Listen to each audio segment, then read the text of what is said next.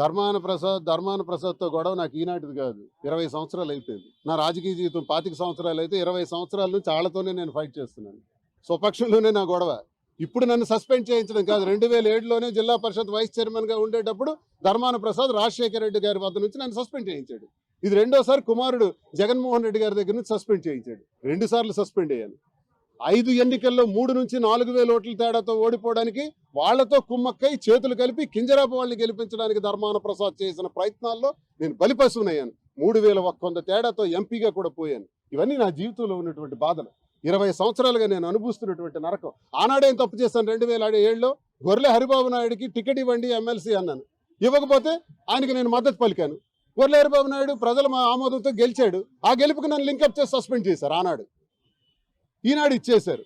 వ్యక్తిగత కారణం అంట. మీకు లేవా వ్యక్తిగత కారణాలు? తీస్తాను. మద్రాసు కారణాలు తీస్తాను, నెల్లూరు కారణాలు తీస్తాను, శ్రీకాకుళం జిల్లాలో పలు ప్రాంతాల్లో కృష్ణదాస్ చేసిన కారణాలు కూడా తీస్తాను. ఆగదు, ఈ గొంతు ఆగదు. సమయం వచ్చినప్పుడు, సందర్భం వచ్చినప్పుడు, ఇప్పుడు మాట్లాడితే అసందర్భం అవుతుంది. సందర్భంలోనే మాట్లాడతాను, అన్ని ఎవిడెన్సెస్తో తీస్తాను. ఖబర్దార్, నా దృష్టికి మళ్ళీ నా జోలికి మళ్ళీ రావద్దు. నా పని నన్ను చేసుకునివ్వండి. నేను ప్రశ్నిస్తాను.